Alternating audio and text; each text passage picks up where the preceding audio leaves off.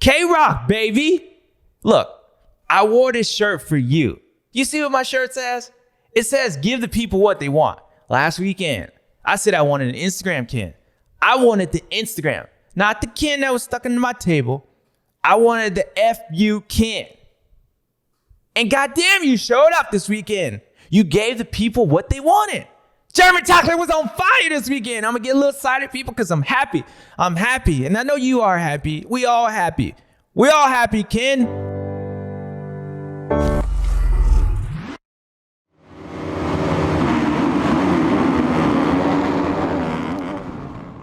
What's up, guys? It's your boy, James Stewart.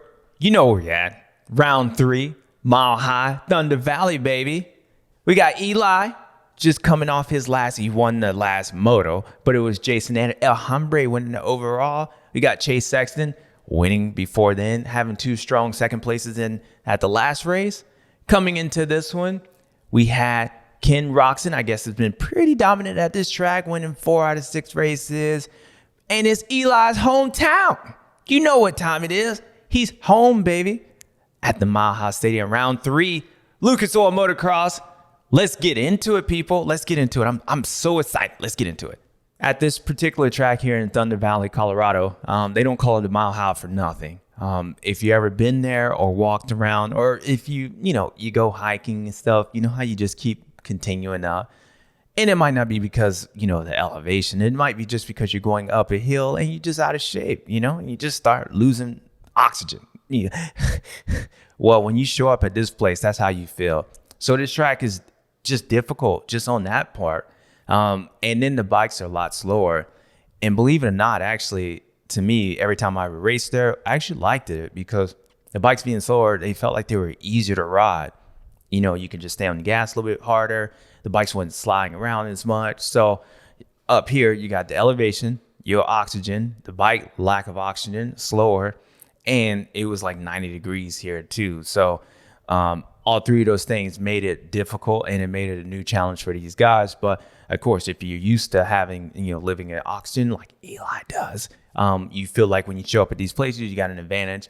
And then Jason, I guess he had, issues, dealing with altitude sickness. So I think the races and how quickly the programs are, like if you get there the day before and you do your thing, it really doesn't get to you. So either you have to show up like a week before and get, adjusted to it, or you just show up and just give it all you got. And then on Sunday, you're going to hate yourself, but at least on Saturday, you'll be all right, which is what most of these guys do. Then the altitude sickness doesn't really get to you. But I didn't really hear anybody or see any guys really have an issue with that. Like if they were just going to get tired, they were going to get tired, whether it was this weekend, next weekend, all weekends, not necessarily from the altitude. But we had some good racing. And we had the one guy, K-Rock, baby. Look, I wore this shirt for you. You see what my shirt says? It says, give the people what they want. Last weekend, I said I wanted an Instagram Ken. I wanted the Instagram, not the Ken that was stuck into my table. I wanted the FU Ken. And goddamn, you showed up this weekend. You gave the people what they wanted. And that's all we asked for, baby. And what we wanted was you to do your thing. Just fight for it, baby. Just fight for it. And goddamn, you fought. You fought. The German chocolate people, he fought. He fought himself all the way to an overall neck burn, but we haven't got there yet. I'm kind of maybe jumping ahead. I get excited. With y'all. But it was nice to see my boy back, Ken Roczen, with a neck burn. We're going to hit it early for him, Cole. Hit it early for him. Suntan. Next on fire. Whoo! That chocolate is melting. But let's get back into the rest of it. Levi came out with them Levi jeans or whatever you want to call them. But I haven't seen like a rookie come out and like just dominate. It's been a while. Like he threw the kitchen sink at these fools. He was throwing spoons, spatulas, everything. He threw pots at them. But he looked good doing it. And if you think like, they said he haven't had a top 5 or maybe a 5th or something all year. I mean, we only 3 rounds into it, but even last year he raced on the last 4 outdoor nationals. And then he had some spurts here and there in Supercross. I think he got hurt I think he had a leak in the kitchen or whatnot, but he was hurt. But this weekend, like he hole shot it, and I was like waiting for Jett to catch him, and Jett didn't catch him. And then he just started pulling away. And for a rookie, leading his first ever race, not even ever leading a lap, never finishing in the top 5 apparently, and then to come out and just dominate the number 1 plate with Jett Lawrence and Justin Cooper, Hunter Lawrence, all these guys behind him, and do it the way he did it was just, I haven't seen that for a while. I haven't seen that since like James Stewart back in the day, Travis Pastrana, like rookies coming in, Ricky Carmichael. Or even Jett, I don't know if he did it, but it was cool to watch it. But then I started thinking about the way he rides. He looks like a younger Aaron Plessinger to me. Like he's taller. He likes to stand up. He's got them, what do you call them? The hand guards like AP does. Like he must, like, I don't know if he rode woods, like he's a trial rider or something. From up north, but you could tell at one point he rides ruts, and he's probably pretty good in the mud, I would assume. But the way he rides, like, it reminds me of Aaron Plessinger. And when the tracks get really rutted and all this stuff, Aaron Plessinger shows up. When they get tough and they're, like a Matt Walker, like I like to say at a real man's track, Aaron shows up. So Levi reminds me of Aaron Plessinger, the way he rides, just his whole fundamentals and his riding style and the way he stands up through ruts and the way he looked. This track was rutted. So I was trying to think, like, believe it or not, I think Aaron Plessinger won an outdoor national on the 250 class, just like Levi did in the year that I think he won the title. But it was like out of nowhere where he just dominated him. Like he might have won a race here and there, but he came to this race, it was super rutted, and he just dominated, just like Levi did. And so Levi is the younger version of Aaron Plessinger on the blue bike, and that's the way he looked. And damn, that kid looked good. So more power to him. Levi, I want to see that kitchen. You showed it to everybody else, and you dominated them. So better keep doing it again, because you can. Obviously, you can. To win your first race like this, it was pretty good. So I know you didn't get the neck burn. But you rode good, kid. You got to start somewhere. You got to crawl before you walk. You got to come out the thing before you do anything, right? You got to cut that umbilical cord. So they cut it, and you start walking and dancing, moonwalking, and you got your first victory. And it wasn't a neck burn, but it was close. You're coming close, kid. Good job. Yeah, 250 class was good this weekend. And there's one particular part I want to talk about, and this track was based off line selections. And if you looked at like practice and you start breaking down segment times, you can just see, like, especially in time qualifying, like a guy can have this unbelievable like segment time, like segment 4 or whatnots. And if you watch from the drone shots, from the overhead shots, you can see all the ruts. But it was cool to see like the line selections, and picking one line can make a huge difference. Like if you were able, there was a couple of parts on this track where, this track's really off camera more than what it looks like on camera. Like, so, if you see some of these guys trying to fight to get to the inside and they can't, they end up outside, and the guy in front of them or behind them was able to get to the line, I mean, they would lose like a second, like right there. And so this track was all about like setting up corners before to set up here. Like you have to set up in this corner to set that corner up to get to this inside in this corner. And there was a part where Jett Lawrence and Cooper was racing each other. It was right after the mechanics area in that new little switchback section. And you can see actually how talented Jett is. He makes a mistake over this little double. He kind of like jumps up. I think it was actually that part right there. He jumps and he full on makes a mistake. Like he jumps awkward and he comes up a little bit short. And the way it bounces, it pops his front end up and he's like leaning like this. But the way he rides, he was able to like save it because he actually stands up and he just leans with the motorcycle. So he's full on like falling over. But he knows if he falls, like he stays in this position, the likelihood of his bike sliding into this rut and catching this rut is pretty good compared to if he tried fighting it. I think he would hit that rut and like leaned up and fell over. So he makes this mistake and he's like falling like this and he's just leans into it and he catches the rut and Cooper's right behind him. And you could just see like he pulled like a second like in Cooper because Cooper was trying to get to the inside. But the way he did it, like he wasn't leaned over like Jett and he missed that inside rut and he ends up having to go to outside and Jett pulls away. So like what was that point for? I don't know. It was just cool to watch it, and we're going to show it to you. So there's a highlight where Cooper is close to Jett, and Jett makes this mistake, and it's just awesome to see, like, talent. Like, it's those little details on each one of these guys. Cooper does some crazy talented stuff. They all do.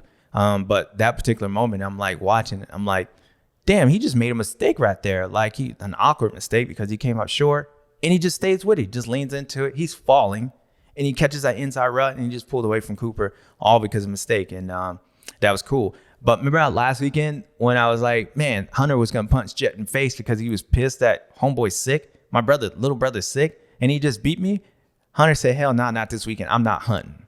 I'm pulling the holy. I'm becoming my little brother. I'm jetting. And full jetted out on you guys. They switched names. It was like reversal. It was like Face Off. He took his body and he put his face on him, and it was it. Face Off in the movie. If you guys don't know what that is, figure it out. But Hunter was Jett and Jett was Hunter. And nonetheless, Hunter pulled out a whole shot and jetted out on these fools. And he did it good. And that's what Hunter basically rode the way he was riding all year long. He was riding good all year, but he whole shot it. And dude was just gone.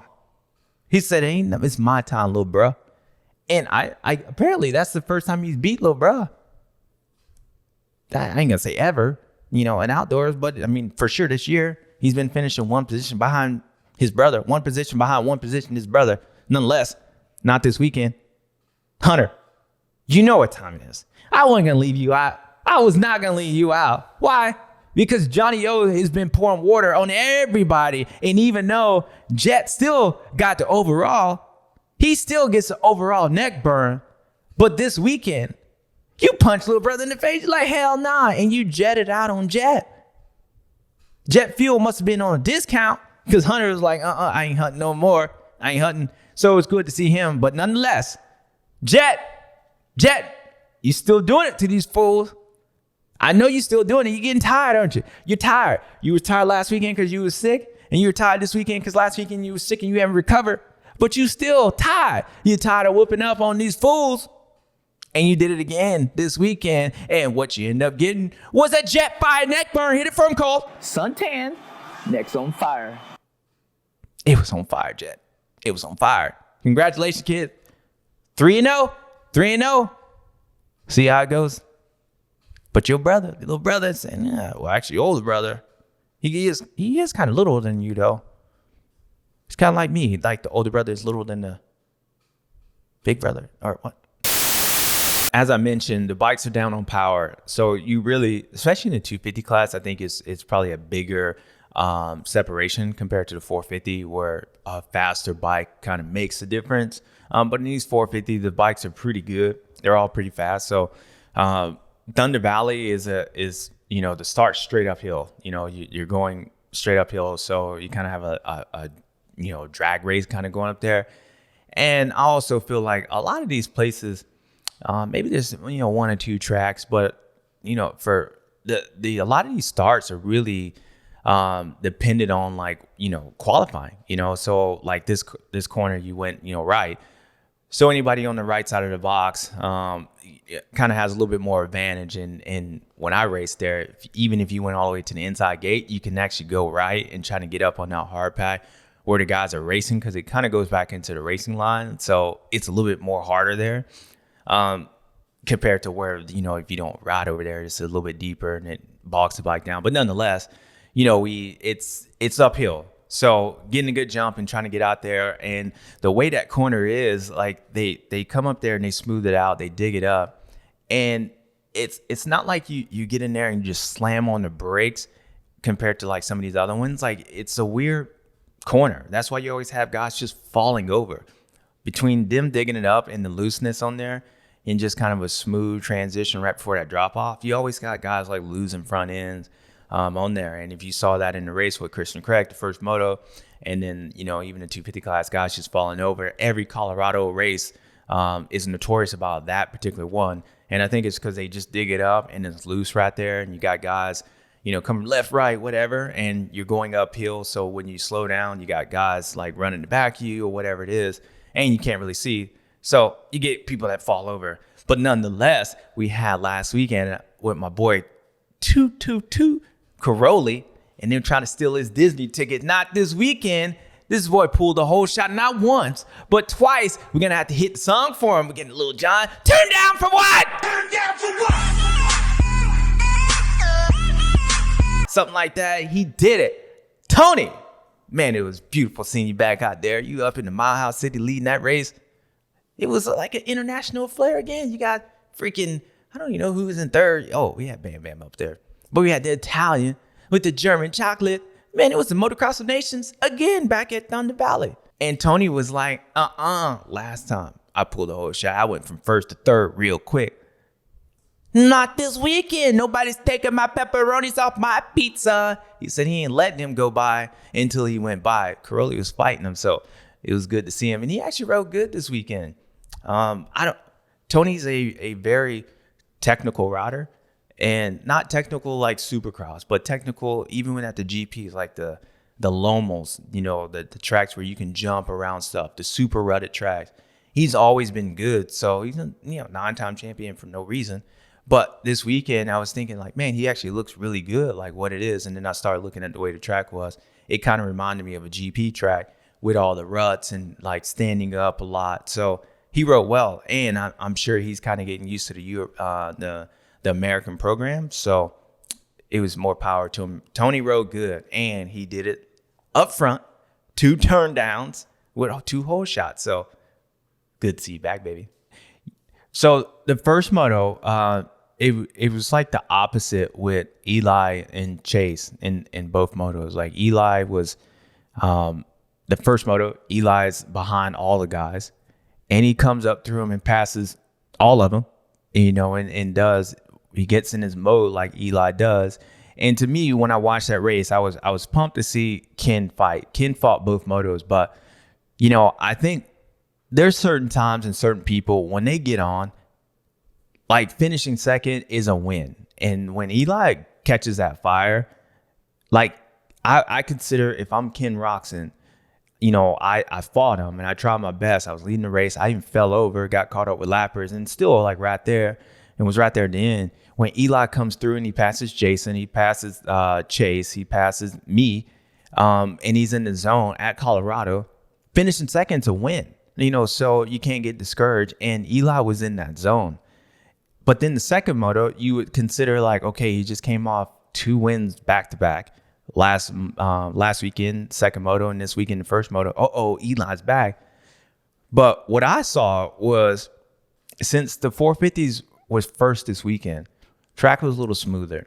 And as that race went on, even in the first moto, Eli caught him and passed all of them, but it still didn't look like he was completely back to comfortable. And the slower parts of the racetrack, Eli looked very good. Like he looked fine. Like he was able to stand up, catch those ruts, and do his thing, which I think made him feel comfortable. And I think since he was in Mile High at home, crowd cheering him, passing everybody, he was just got on the roll. But those fast parts, like after the big tabletop in the middle, that long sweeper going down the hill, and anywhere where it seemed like he was super fast, he looked like he was scared, like struggling. And I think that's the part where all year, when I say like, it's like he gets in there and he's like feeling it, and then he tries to go for it and he has like a moment.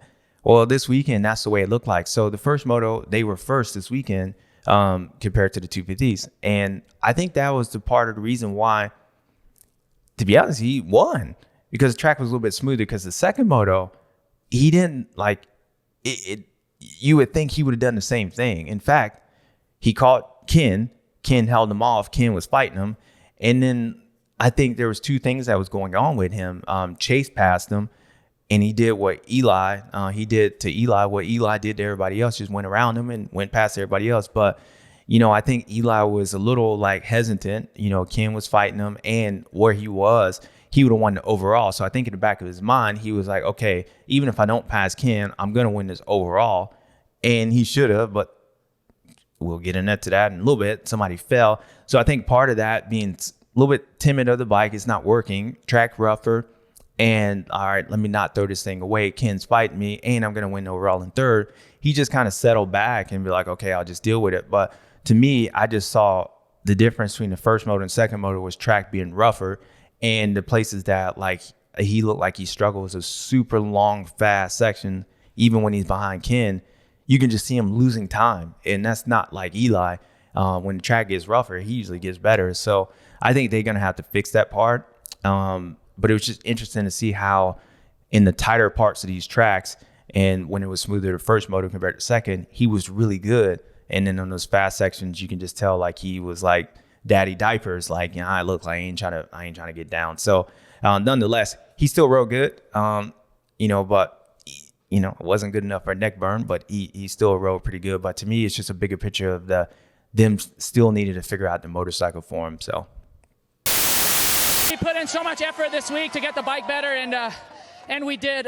We still have some work to do, but hey, I just want to get better each and every weekend. Ken after the race was talking about how they worked on the bike more this week, and I believe. I believe they did. I believe they worked on the bike. But the difference this weekend was Ken Roczen. I ain't gonna lie. I mean, it was Ken Roczen. Yeah, the bike might have helped him. And maybe it helped him enough to even mentally to feel more comfortable. But it was Ken Roczen. Ken Roczen decided he was gonna go up there and he wasn't giving up. And not to say he gave up last weekend, because like I said, there's reasons and rhymes for everything. He has his reasons and more power to him. I just said I wanted the Ken Roczen, the Instagram one. And I think the difference was Ken Roczen saying, I'm fighting for this. We fight for every inch. And you see what that got him. You see what that got him. Last weekend I said Chase was going to beat him anyway. Well, Chase beat him anyway this race. But long term, Kenny was the man. Like Kenny won the race because he stayed up and he fought. And believe it or not, like the difference was him not giving up, which kept Eli behind him. And if he would have done what he did last weekend, Eli would have won overall. But since he didn't, Kenny was in a position where he was going to finish second overall, but he still was going to fight Tomac. And that fight ended up getting him, the overall neck burn at the end of the day. So I just think the bike might have been better. I didn't see a big enough difference in the motorcycle compared to last weekend to this weekend, but this is a completely different track. But what I did see was a completely different rider. And so that being said, like, I just think Kenny needs to realize that he's Kenny effing Roczen. Kenny effing Roczen, a guy that can just wax ass any day of the week, and they all know it. There's only one person that when he gets on that I would say out of everybody in this field, there's only one person that if they're all at their best, that can still beat him, and that's Eli. That was the first moto. When he gets on it, hey, whatever. It's Ryan Hughes and James Stewart back in 2003 when Ryan said, man, I ain't even racing that fool. I ain't racing. I won the race. He gets second. He's like 40 seconds behind me. And they asked him like, well, I mean, are you disappointed James is out? Man, I ain't worried about that, man. I won the race. He was so far out in front, who knows? I'm not trying to concentrate on him. He's head and shoulders above me right now, so I'm just trying to beat the guys that I need to beat. And, so today I got first, and, he's in another class, and there's nothing I can do about that. So when Eli gets in those zones, that's how it is. But lucky for y'all, he's not always in there. And so, but the other person is Ken Roczen. When he's on it, he can be better than everybody else. And when he believes he wants to, like he does what he did this weekend, and he just fought. So I was just pumped for him. And so to me, it wasn't the bike. It was Ken Roczen. And you got to give him all the props because there was a lot of heat on him last weekend. And to come back up, it's like being down in the NBA series. When you got to win that game 4 or you're going to go down 3-1 and, 99.9% people that go down 3-1 loses the title. Well, Ken was in that position because if he would let those guys go around him again, I hate to say it, it was done. It was done. I mean, he would be waiting for everybody else to throw it away for him to have a chance. But this weekend showed me and showed himself that, like, you know what, maybe it is different. Maybe he is here to fight. So more power to you, Ken. It was Ken Roczen, not the motorcycle. The motorcycle helped, but it was Ken Roczen that helped even more. The fact that Eli was going to go around him on that outside just shows a lack of respect that they have for him. And the reason they did that is because of like what happened last weekend when Chase went around on the outside. Eli was going to literally go like just round around him on the inside when he had no reason to go there. Because if that was Jason Anderson, Justin Bar, he would have never done that. But the fact is, when I said, like, now you gotta show. You put you 3 races in the hole. That's what I'm talking about. When they have no respect for you and they're just like, oh, whatever. I'm going to go on the inside, on the outside of him, on the inside. He has the line, but he ain't going to push me. He's going to give up. Like, that's why he would do that. But you punted him off the track. You punted him off the line. Like, now you got to do that again. But that was all because of that one little part last weekend. And that's what I said. It's not that you were going to get beat by him because you were going to get beat by him anyway.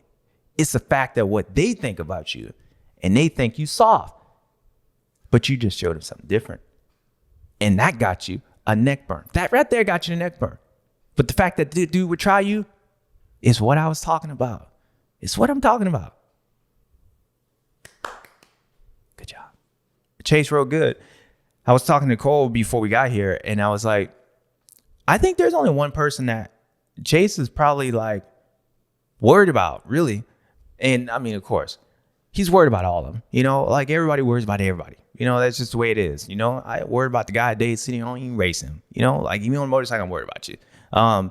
But I think like the confidence on moving past people and, you know, feeling confident on doing what he did the second moto. And maybe they made some bike changes, but, you know, I didn't see a big enough bike changes. It kicked them around. First moto, second moto, looked the same. But I just felt like other riders dictated on like him moving through the pack. And I say that to say this, you know, with Jason Anderson, like Jason passed him, I think, the first moto, but Chase was right there. And he didn't get around him. He just stayed in 4th place the whole moto, where the second moto, Jason fell. And so he went around Eli, he went around Ken and whoever else was there. But then why he didn't do that at the first moto? And to me, it was kind of like last weekend with Jason. I think Jason puts a little bit of fear in those guys. It's like, you know, he's going to be there then, and you know he's going to fight you. You just can't roll around. And even if you pass him, there's a likelihood he's going to come in, run that green fender in on you. So I think with Chase being there, it makes you a little bit timid when you ride against certain people. So when Jason fell down, Chase didn't have to go through him. So he went through everybody else because Eli, he passed Eli, and he could probably just sense Eli was maybe not feeling the best. And then he went around Ken. And after last weekend, you know, as his teammate, and even though Ken tried fighting him, you know, he still feels confident, and Ken's going to have to slowly build that back up. Ken's going to have to start, you know, showing him, just like he showed Eli, that I ain't going to move over. And that's the next thing. Otherwise, this guy going to keep beating you every weekend. But I think like the only person is Jason. You know, Jason puts a little bit of fear in all these guys. So with him going down, it changes the whole landscape of way Chase rode up. And when he did, he rode past everybody. So, I'm not in Chase's head, but just from the riding, he just seems like he rides different with Jason compared to everybody else. And everybody knows Eli, when he's on, he's on. They ain't give up, like whatever. Like he's just on this thing. He don't really make mistakes. So when he's on, he's on. But then like, you know, Ken still coming back with Ken, and he's getting there. And then everybody else, you got him covered. So Chase was just doing his thing. He rode past everybody. And when dude fell, it was like, are you kidding me? Like, are you kidding me? It wasn't even like, at least when he fell in Supercross, like he bent the wheel. You know what I mean? Like, I mean, he was hawking that thing. Like, you were like, damn, like that thing got folded up like he's in a laundromat. He bent stuff. This one, you're like, did I just see what I just saw? Did I just see what I just saw? Yes, I did. He just fell over. And it was cool as like sitting back here on the couch. Not cool that he fell, but it was cool to have like a part of the track when those guys built that little step up into right before the mechanics area. Like that's what they were trying to do. They put that little step up there. So it wasn't so easy just to get to the inside. Like you had to make a decision, go outside or inside. That was all dictated on how you hit that little step up. So that little hump that they put in there kind of like forced that that crash to happen. And that's what they were trying to do, to really make an option so it's either one way or the other way.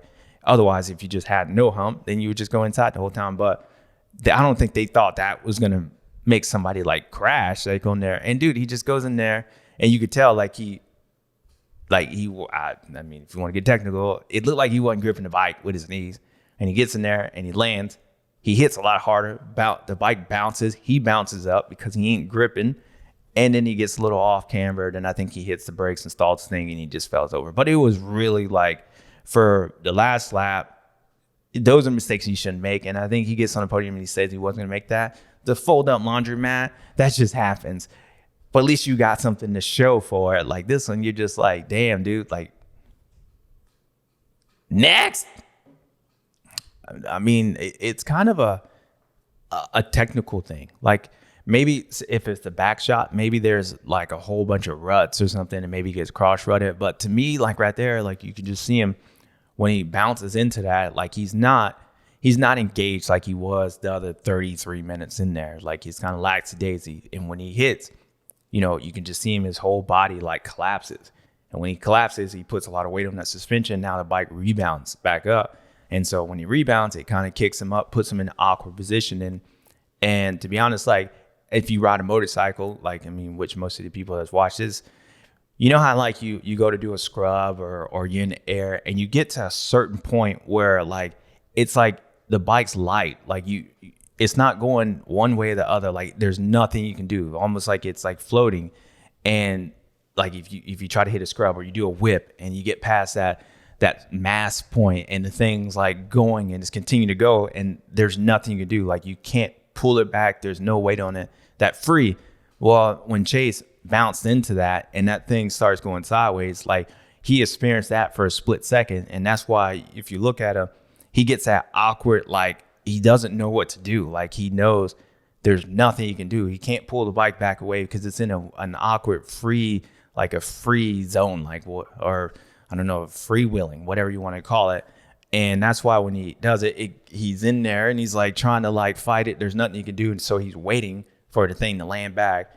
And then it does this weird thing and he just falls over. But all that was off of, I would say, he's got the race locked up. Maybe he's a little tired, which everybody was tired or whatever. Maybe he's not tired, but he's not engaged and keeping the fundamentals of a bike, keeping his knees locked, keeping his body and prepare for that hit. And that's when he lands and all of a sudden all hell breaks loose for him. And it's a bad fall. It's a bad look because it shouldn't happen. The guy that's winning the 450 outdoor national and as good as Chase, those are the things that we worked on last year. And those are the things that he continues to work on this year. And it was just an error, mental error, more than anything else. And, you just got to keep the fundamentals. But he just got caught in an awkward position and not being focused on what he's doing, not preparing for that. And, he threw it right away. The race win. And that's why I think when you saw him at the end of the race, he was so pissed. It's a bonehead mistake. That's the last one I'll make this season. So it's up from here.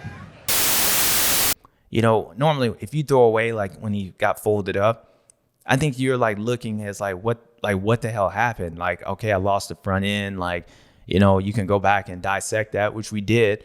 But there was reasons for that, there's reasons for everything.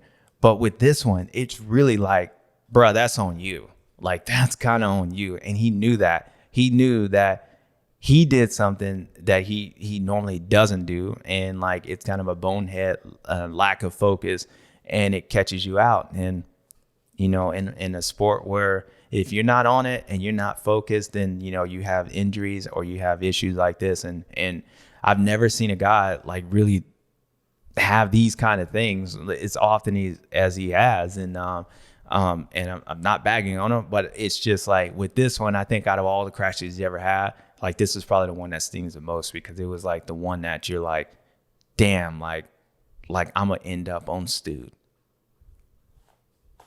And you are, son. You are. I hate to say it, you are. But that was on you. But you'll be back. You said it wasn't gonna happen again, so we'll see. This weekend, this track at Thunder Valley, they changed it up quite a bit.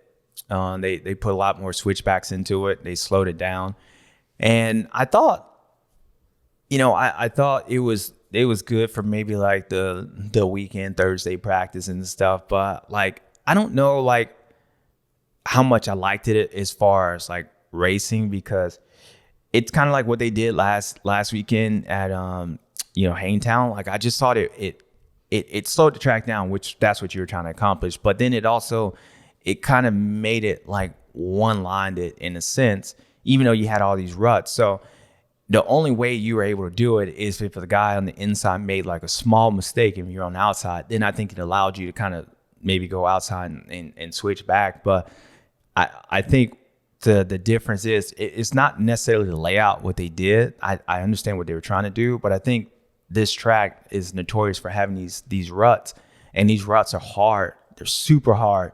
So you really can't, like, even though you have these huge switchbacks and you have a million ruts, it still becomes one-lined, because once you get in one rut, the phrase stuck in a rut really applies here. And so it doesn't allow you to really utilize the tracks. Like if you go outside, you can hop out, and if that was smooth or was kind of loose, then you would be able to really square guys up. But right here, you get stuck in a rut, and you have to follow through. So I just thought like that section was, the ideal was cool, but the line and having all the soils put you back in this position where, you know, if the guy didn't make a mistake on the inside, then you were kind of stuck compared to what it was before. I feel like running down that downhill, at least you can just like power past somebody. Like you can just stay on it and like just outbreak them. And, you know, so to me, adding those turns, which maybe they were slowing it down and thinking adding more options to pass, it felt like it had more passing options the way it was before. But it was also dangerous because they carted my ass off there too, and they carted my boy Eli off there too, and other people. So, you know, hey, you was trying not to cart people off, and that part worked. But the ruts, it just made it difficult to make passes. Yeah, so Ryan Dungey, you know, to me, Ryan actually looked better this weekend than he did last weekend, even though he's notoriously for struggling at Hangtown. I don't know his overall finishes. They might have been worse than this weekend than was last weekend, but you know, I actually think Ryan's closer than what you think he is. Like as a rider, you can see like he's close. He's lacking speed. Like he's definitely lacking speed. There ain't no lying. You can't sugarcoat that, right? He's lacking speed, but the fundamentals, like the way he's riding, he's actually closer than like, you know, his finishes are. And maybe like the difference between like him finishing third and sixth is speed. Well, when you do race motorcycles, then it is all about who can go the fastest and stay up. So that's kind of a big part to miss. But my point is, I think we can work on that. Like, you know, I think he can continue to get more comfortable and gain like speed, because, you know, you want to say it like Ryan still is a champion, and he still does have things that, you know, not many people in his class got, and that's, you know, outdoor national title, which means he knows how to go fast. I just think right now he's in a position where, you know, maybe mentally he's not allowing himself to go fast or whatever, or it's just a time off that he has to get it back. So I think the speed part, he'll actually find there. But as far as the way he's racing and stuff like that, and he was sick this weekend apparently. So I can see him maybe laboring a little bit more at the end of the races. But with the parts that they showed him, I'm like, damn, he looks good. He just needs to find a few seconds on there. And I think he, you know, I might be just, you know, trying to double down on my picks, because I still got the RD5 on there, and this boy, it's getting a little dark. My coffee's getting light and dark. That's kind of odd, but you know what I mean? Like it ain't looking, it's getting cold, whatever it is. It's definitely looking a little suspect, but I think he's okay. Like I really think he's okay. We just need to find some more speed. But his raycraft and the way he looks on a motorcycle looks better. So we'll see, even though Jason just blew past his ass, we'll figure it out, Ryan. We'll figure it out. Or you'll figure it out. Whatever. We need to figure it out. You just got to think with Ken after last weekend, and, you know, coming back to Instagram posts, coming back to first weekend, it was a positive, right? Like he was there, he's fighting, he got 2 second places, but his teammate beat him. And then last weekend, you know, he was up there, and then his teammate beat him again, but it was just the way he did it. It was like two different zones. So coming into this weekend, after all the hard about all the Bubba's World recaps and all the fans, and, you know, Ken probably realizing himself that we all fans of him, like, dude, like I got to show up. And coming back to Thunder Valley, knowing that he's always been pretty good here, he wanted to perform because the narrative was starting to go back. Like, not that like we didn't think he could win, because that's idiotic. Ken, man, he's the German chocolate. Like, he just never. Everybody likes chocolate. Everybody likes chocolate. Even if you learn it to, you like chocolate. You just might not be able to eat it, but you like it. We all want him to do good. I mean, and it's a feel-good story. Like, I feel good. Like, damn, I felt good when he won this weekend. I don't know why I felt good, but I just did. So coming in this weekend, I'm sure he felt like, damn, I got to get back on. Everything's leading to the point where if I don't show up this weekend, it's going to get even worse. So the fact that he showed up, and it wasn't that like he showed up with speed, because he does that all the time. I mean, even though dude pulled the whole shot, he was like gone, like really gone, and then he fell over. It was the fight. It was the fight. And that's what I harped on last weekend. I'm like, that little Eli going around you the outside pass was, it just shows a lack of respect that they don't have and they should have for you. He was just fighting people. He was fighting. He fought for every position, and he fought Eli off. And Eli was like, damn, whatever, dude, you can have it. I'm at Colorado. It's free. You know, you get your, card over here. We all just like to chill around here. I'm going to just chill back in third place. And whoops. And somebody else getting his neck burned. But nonetheless, it was because Ken fought. He wasn't under the table, people. He said, I'm the IG Ken. I'm coming back, and I'm not fully back, but I'm back enough, and my back is good for a neck burn. And that's what I got today. Hit it for him, Cole. Suntan, next on fire. German chocolate was on fire this weekend. I'm going to get a little excited, people, because I'm happy. I'm happy. And I know you are happy. We all happy.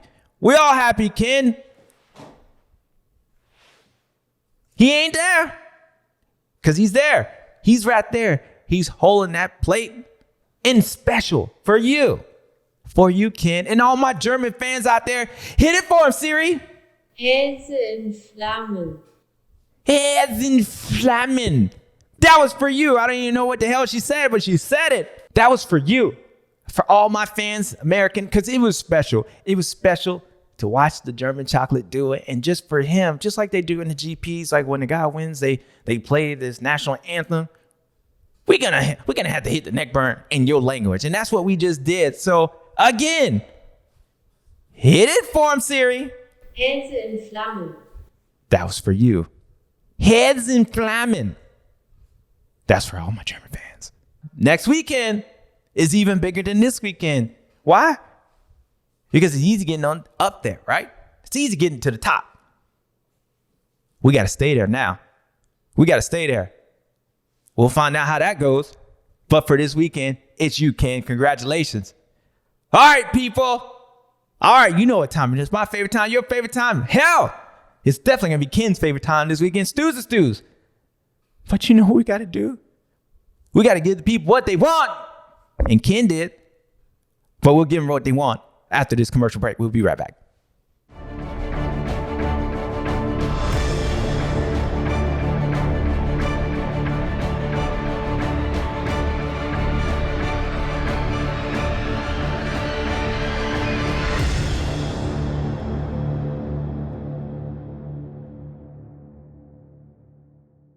All right, guys, we back. You know what time it is. My favorite time, your favorite time, all of us favorite time. And this weekend, we're going to switch it up. I'm going to switch it up. We still going to do the same old stews and stews. But since we got guys that's up and down, like nobody's consistent. You got guys winning. You guys got guys winning and then not winning. And then guys that's losing and end up winning. So it's up and down, people. It's up and down. So we're going to combine this list. We got guys that's going to be stewed and stewed. Which one are they? Well, we're going to figure it out. Let's figure it out together. So stews and stew. Let's get into it. Now, of course, I think let's just ease into it. Ken Roczen. Is he stewed or is he a stew? Now, let's think about this. Last weekend, we were on him. We ain't going to lie. We were on him. I was on him. We were on him together. We got love for him. You only get mad at people you love, right? So we know Ken, don't roll over. Instagram Ken, not table Ken. Instagram German chocolate. German chocolate. And what he does this weekend is, people, he comes out and he's fighting everybody. He got a little Jason Anderson in him. I think I saw a 9. He said, I ain't rolling over. Eli tried rolling around outside. He was like, hell nah. Forget your diapers. So Ken Roczen. And he gets the neck burn. So like in the normal ones, he's a default. Even though he's not default, he did it this weekend. So of course, is he stewed or is he a stew? He's a stew. He's a stew. He just won. He's better than everybody else. It don't matter how he got it. He got it. He got it. Points pay, like Chad Reed said, got to be in it to win it. And he was in it and he won it. So Ken Roczen, you a stew. Now we have Chase Sexton. Is he a stew or is he stew? Let's think about that one. All right, so he rode pretty good, right? I mean, I would say he was faster than everybody the second moto. First moto wasn't the best, but he came back and he returned, people. He returned for the dare. He had the sequel. Came out here past everybody. Eli, the German chocolate, Anderson falling over. He shot himself. He on the ground, whatever it is. Chase Sexton was out there leading that race. He was leading into the last, like he was about to get neck burned. But hold up. Then he does this. He does this. So is he a stew or is he stewed? Well, man, if you land on the ground like this and you just threw away to win and it was only your fault, of course you stewed. You stewed. You just threw away. You're pissed. You're pissed off.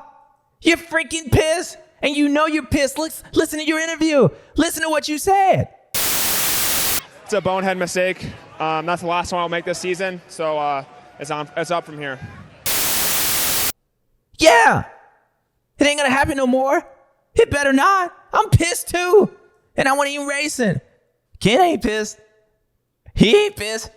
The guy that was just on this list before you did, the guy that stew. And you stewed. He ain't pissed. So, of course, you're stewed. You stewed. You pissed. Eli Tomac.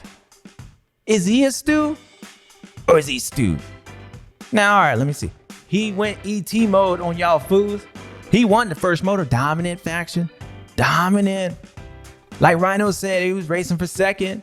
Ken, technically, he default. He won that race because you were unbeatable. We know how it is. When you get on this level, you're unbeatable. So if you go off that performance, of course you're a stew. You're stud. You're better than everybody else. And then the second moto, you're like riding here and you're like, you know what? Whatever. I'm going to win this overall anyway. I'm going to win this overall in front of my hometown. They're going to be like, Eli. And then you're like, hold it. Wait. Huh? How did he? Wait. German chocolate won? Chase fell again? God damn it. And he cost you an overall. So you went from stew to stewed. You pissed. You were like, damn, I'm going to win this thing. You waving to the crowd. You at hometown. You can just drive on home to Mile High. That's where you born. And they went from chanting your name to Eli to KR, Roczen. And look at this narrative. He's the only stew on this list. So you pissed. Not because the way you rode. Not because Ken beat you. But because Chase fell and he cost you that neck burn. So damn, you stewed. So what do you think, people? Did I get it right? Should Ken be stewed the way he got the win? I don't think so. Should Chase be a stew? Because he was fast there and there. You know, he just made a mistake. He just fell over. You tell me. I don't know. Should Eli be a stew? Because he did ride good. He ain't even do nothing. Somebody else cost him a neck burn. But, I mean, I guess he would just pass Ken, and he just won himself, and he did it. But, you know, nonetheless, he was thinking that, you know, Chase was going to stay up and win like he did previously. But he fell over like he did in laundromat. Should he be stewed? Should he be a stew? I don't know. You tell me. That's my list. All right, people. That's the remix of the stews and stews. It's been hard. I tell you, it's been hard. I've been up all night trying to figure out how to make this list because, you know, I keep it authentic. You don't get on this list unless you're on this list. That's it. I ain't going to put you on this list. If I say, look, man, I don't want the guy under the table and I want the IG Ken, then damn it, I want the IG Ken. And Ken gave me what I wanted. He gave all of us what we wanted, the people what they wanted. Eli, he did his thing. It wasn't good enough, but he still did his thing. Chase did his thing. But it was only one neck burn, baby. Just like this list. There's only one. And the one that did it was the German chocolate, and he did it again. So let's hit him for it one more time, Cole. Suntan. Next on fire. Next on fire. And I don't know if we can do it as quick as this, but maybe we can get Siri in here to hear it for y'all. Handshangis. Handshangis. Käse in Flammen. That was close. That was close, whatever. All right, people, that was it from round 3. Thunder Valley Mile High, where the German chocolate, Jett Lawrence, both of y'all got neck burner. It was a Honda raining red again. Honda HRC, y'all just killing it this year. I mean, technically, y'all only lost one overall. One. Damn, y'all pretty good. But that was it, people, from round 3. I'll see you guys next weekend. What are they racing at, Cole? High Point. High Point. Woo! High Point. Man, last time I was up there, I think I got knocked out. I was like Alex Martin up there. I think I'm still laying up there in 2006. Damn, I hate that place. But Davey did change the downhill. I ain't picking on you, Alex. You were out there doing your thing. I think you would crash again this weekend, but you're a little tough little dude, man. Yeah, give you credit, man. So, like I said, some people are built right. Like you, Alex. I help you out, bro.